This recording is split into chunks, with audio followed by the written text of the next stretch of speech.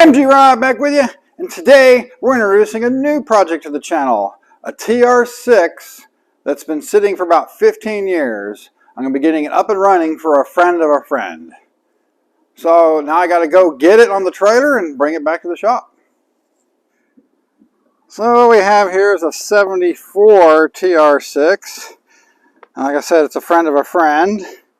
The guy that owns it stored it at his son's house for quite a while. And his son sold the house and he had to move it. So it got moved over here to my friend Bill's house, who's a good friend of that guy's son. And he actually managed to get the thing running reasonably well and got the clutch to actually work enough to be able to move it and be able to get it up on a trailer. Hopefully. Oh, we got it loaded up on the trailer and tied down without too much difficulty. Of course, it's a bit slushy and icy out right now, so it wasn't simple. Well, I got it in the shop and we rinsed it off real quick before bringing it in, and it looks like it's going to clean up reasonably well. It's got a bunch of the usual stuff that you tend to see on these LBCs. Like, yeah, I got some questionable wiring over here and tinfoil wrapped fuses. That's nice.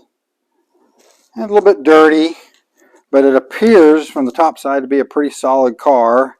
Maybe has had some little bit of crash damage here potentially in the past. But of course it's probably going to need all the usual stuff after sitting. Carbs are going to have to be gone through. It'll probably need a clutch master and slave cylinder. Probably a brake master cylinder. Calipers might be okay, but it'll probably need wheel cylinders, hoses. Fuel system will have to be cleaned out. But surprisingly enough, the gas tank actually looks pretty clean inside, so maybe just finish draining what's left in it and refill it. That might be good. But the fuel pump's obviously already toast on. We know that from trying to get it running, because Bill put in this electric pump temporarily just to be able to move it, because it's not moving any fuel at all. And of course, cooling system has to be gone through. Need some hoses, potentially a water pump, you know, stuff like that. All the typical stuff when a car that's been sitting for that long. Alright, so now we got the car up in the air. We can take a quick look from underneath, see how good of a car it really is, and what kind of problems we're going to have to address. Right off the bat, the U-bolt here for the sway bar is broken. I don't know why it's so long, but boots are gone off the tie rod ends. But the rack boots don't look so bad. Yeah, it's definitely going to need focus. Definitely going to need some hoses here. They're pretty rotten right there. Which I kind of figured was going to need them. I'd be surprised if it didn't.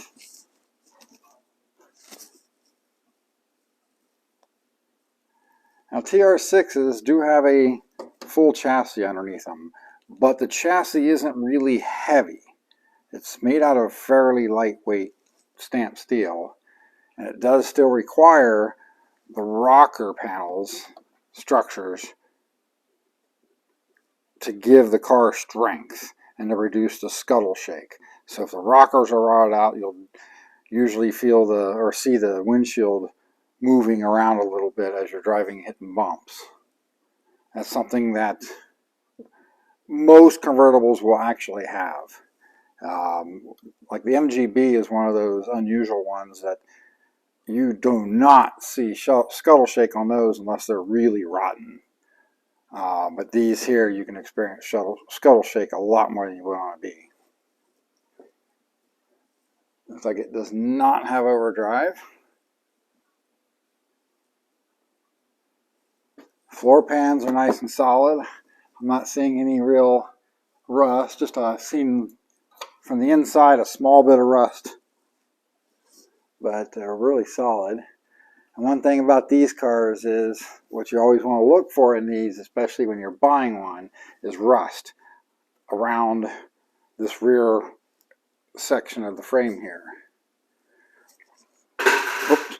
These things can rust in around these chassis ends here, right where these joints are, and here, and up in here and here, around this area where all the suspension mounts.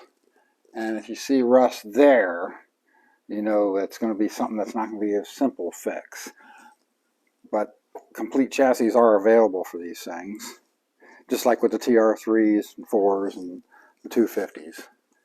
They all have a very similar type of frame and fairly lightweight chassis that are prone to rusting through.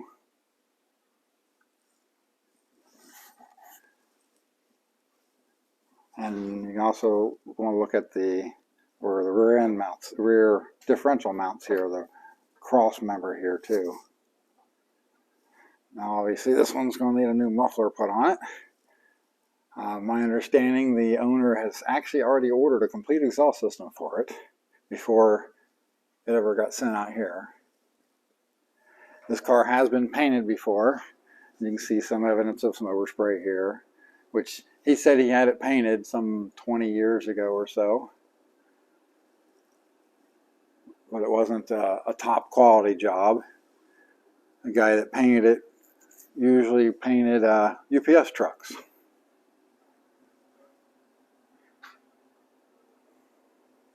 But it looks like it's a really solid car. Now the speedometer is showing 61,000 miles on it, but there's also another speedometer laying in the trunk that shows 72. So which one of those is original to this car, I don't know.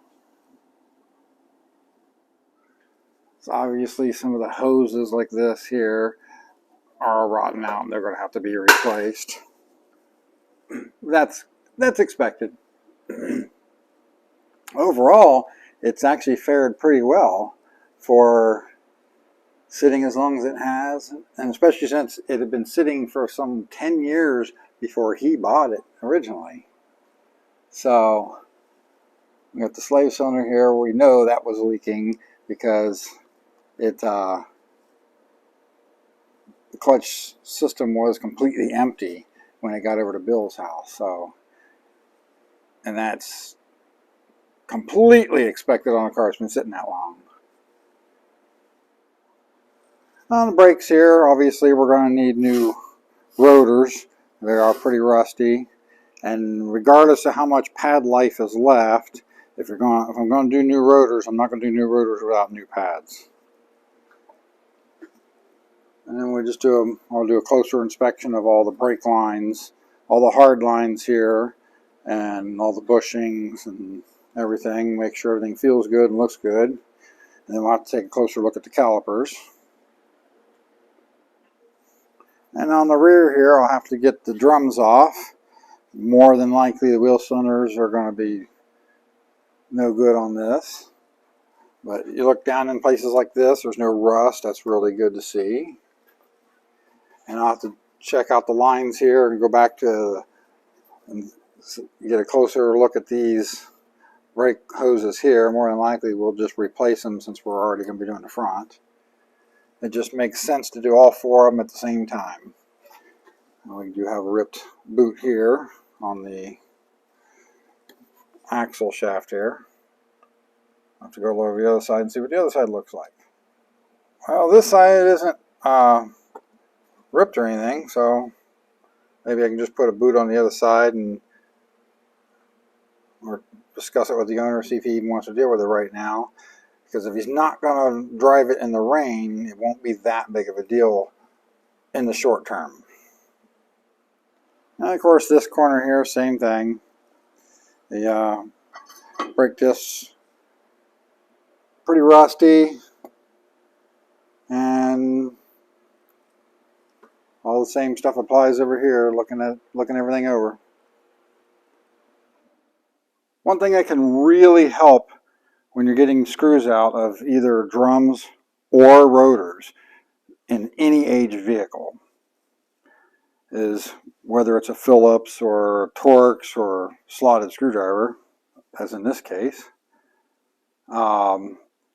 Make sure, like in this case, with a slotted screwdriver, get a screwdriver that fits there nice and, well, that one's already loose, but that fits that really nicely and doesn't have any slop and has a good square, not all wore out and rounded off.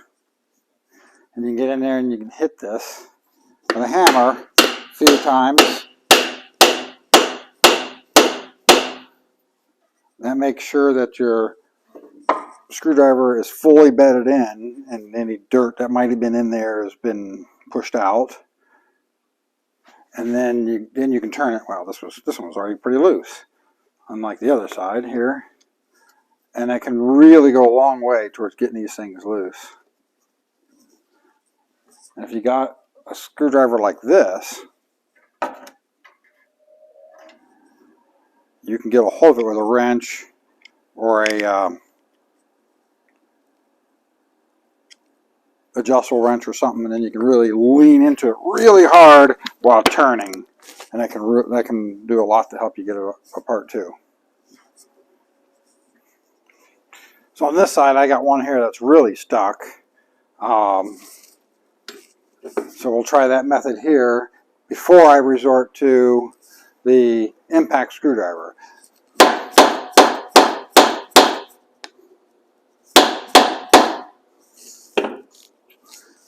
We'll see if it comes loose. Nope. It's like the slot in this one's already slightly buggered and just cannot bite with a screwdriver.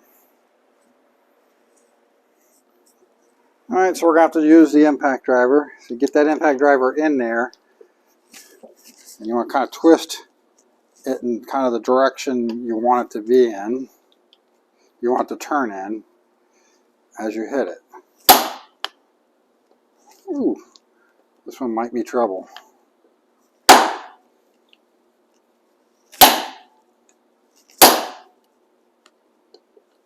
Nope, there it came. But it would definitely be preferable to put a new screw into that one when putting it together. Alright, so now we can pull the drum off.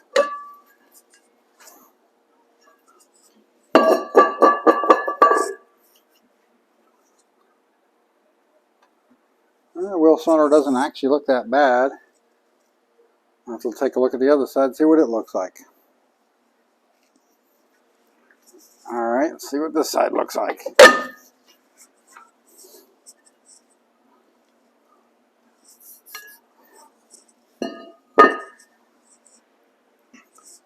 No immediate signs of leaking. That one's obviously not older than the one on the other side. But we peel the rubber back, which is a little harder to do on these. Because that, I see the bit of crustiness in there. They're probably going to have to be replaced.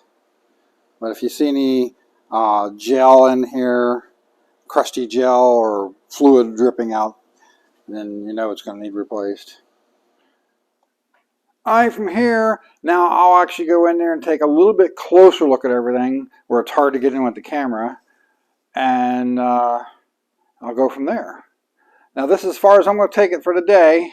I'm finding that my internet has been a bit suspect lately, and it's getting really hard to upload videos that are of any real length at all, so I'm trying to keep everything under 15 minutes right now. So as always, if you like what I'm doing, like, subscribe, share with your friends, comment below. It's MG Rob. Later.